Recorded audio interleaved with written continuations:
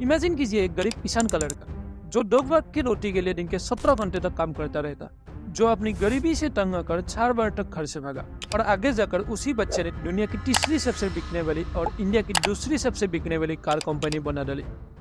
जी, ये कहानी है Hyundai के फाउंडर संजू यंग की। ये कहानी है हारकर भी जीतने वाला एक बाजीगर की। यंग की जन्म 1915 में नॉर्थ कोरिया के एक छोटे से गांव में हुआ था। पिता किसान था और माँ घर की कामकाज संभालती थी। दोनों जैसे तैसे अपने परिवार संभाल रही थी। यंग के पास सिर्फ 2 ही ऑप्शन था, या तो वो परिवार के साथ रहकर उसी जिंदगी जिए या फिर कहीं भाग जाए। इसलिए सिर्फ 16 साल की उम्र में ही वो पहली बार घर से भाग गई। लेकिन 2 महीने बाद ही उनके पिता उसे किसी तरह वापस ले आए। वैसे ही अगले 2 साल तक उन्होंने 3 बार तक घर से भागने की कोशिश की, लेकिन हर बार उनका पिता उन्हें घर वापस ले आते थे। लेकिन चौथी बार जब वो भागा फिर कभी पीछे मुड़कर नहीं देखा और साउथ कोरिया चला गया।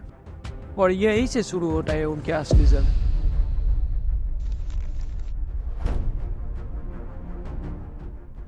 साउथ कोरिया जाकर तो वो पहले लेबर, कंस्ट्रक्शन वर्कर, हैंडीमैन जो भी काम मिले वही करने लगा। लगभग 1 साल बाद उनके पास एक राइस स्टोर पे काम करने का अपॉर्चुनिटी आई, जहाँ पर उन्होंने एक डिलीवरी बॉय का काम किया। बाद में जाकर उन्होंने उसी कंपनी को खरीद लिया। जल्द ही उन्होंने एक नया कस्टमर बेस बना लिया और उनकी बिजनेस काफी अच्छा चलने लगा। हर साल उनका प्रॉफिट बढ़ता ही जा रहा था। लेकिन तभी आती है पहली अनहोनी।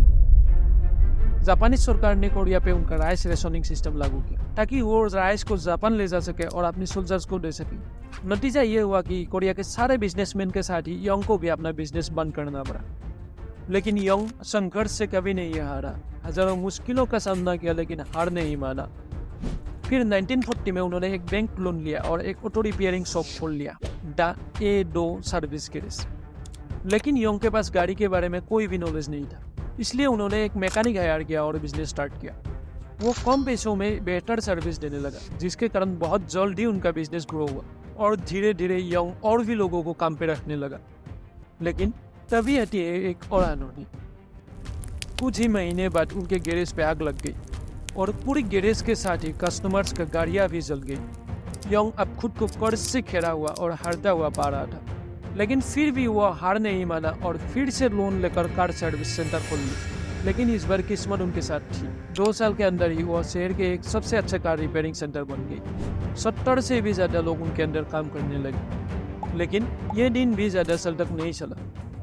वह बिजनेस एक्सपांड करने की सोच ही रहा था कि तभी कुछ ऐसा हुआ कि गैरेज जापान सोल्जर को दे देना पड़ा। उस वक्त सेकेंड वर्ल्ड वॉर चल रहा था और अनफॉर्चुनेटली जापान सोल्जर ने उनकी गैरेज हथिया ली और वहाँ पर वार की सामान बनाने के लिए एक स्टील प्लांट बना ली।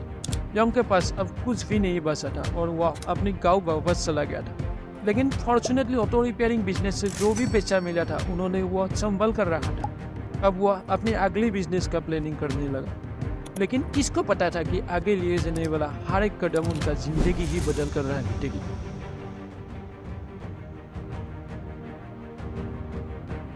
वार खत्म होने के बाद उन्होंने सबसे पहले 1947 में Hyundai सिविल इंडस्ट्रीज नाम से एक कंस्ट्रक्शन कंपनी बनाया।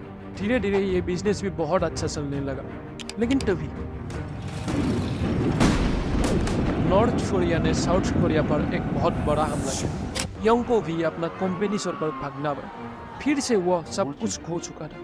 खबर था कि यूएस की फोर्स साउथ कोरिया की मदद के लिए आ रहा है और तभी खबर आया कि यूएस फोर्स को एक लोकल कंस्ट्रक्शन एक्सपर्ट की जरूरत है। यंग ने यह मौका हाथ से जाने नहीं दिया और वह यूएस सरकार के लिए कंस्ट्रक्शन का काम करने लगा।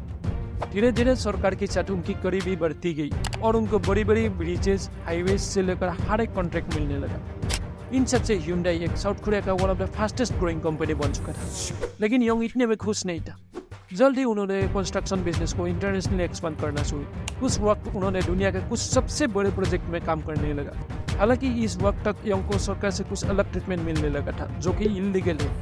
लेकिन फिर भी यंग के मेहनत और इंटेलिजेंसी के बिना ये सब संभव ही नहीं होगा। लेकिन इतनी सक्सेस के बाद भी एक बिजनेस ऐसा था जिसका सपना यंग ने अभी भी नहीं भूला था।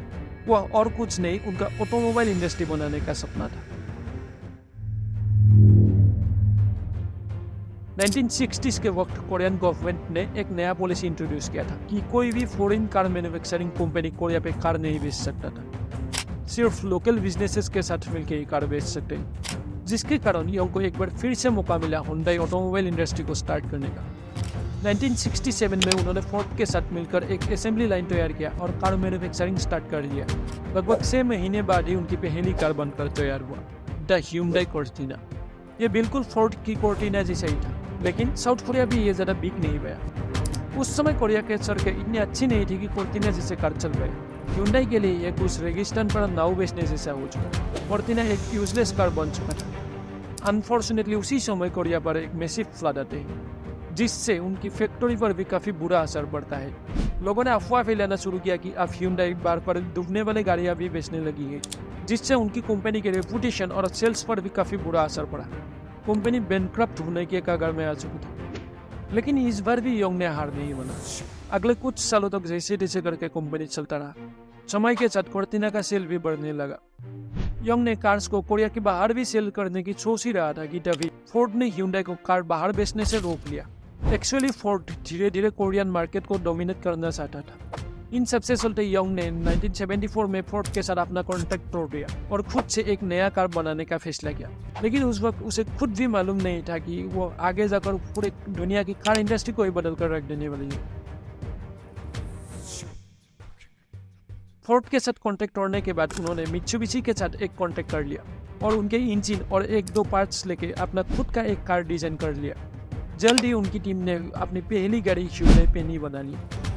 ये गाड़ी कम प्राइस में बिकने के कारण बहुत जल्द ही पॉपुलर हो गया। योंग ने धीरे धीरे बाहर की कंट्रीज में भी कार बिकना शुरू किया। ह्यूंडई के और भी नया नया मॉडल रिलीज होने लगा और हर एक मॉडल काफ़ी अच्छा चलने लगा। ह्यूंडई की गाड़ी कम प्राइस में तो बिकता था, लेकिन उतना रिलायबल नहीं था। ह्यूंडई का मजाक बनाते हुए लोग ह्यूंडई को hope you understand nothing is drivable and inexpensive बोलने लगा, जिसके कारण उनका रेपुटेशन खराब होने लगा।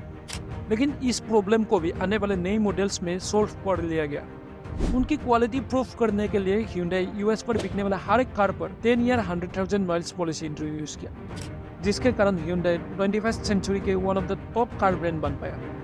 करंटली ह्यूंडई टोयोटा और वोल्क्सवैगन के बाद ही दुनिया का 3rd लार्जेस्ट कार ब्रांड है। ह्यूंडई की कहानी सिर्फ एक इंडस्ट्री की कहानी नहीं है, ये एक सफलता की कहानी है। उनकी कड़ी मेहनत ने उन्हें आज दुनिया की one of the most successful businessman बना दिया है। अगर आज का वीडियो आपको अच्छा लगा है तो लाइक ज़रूर कीजिए और आगे भी ऐसे वीडियो देखते रहने के लिए चैनल को सब्सक्राइब कीजिए।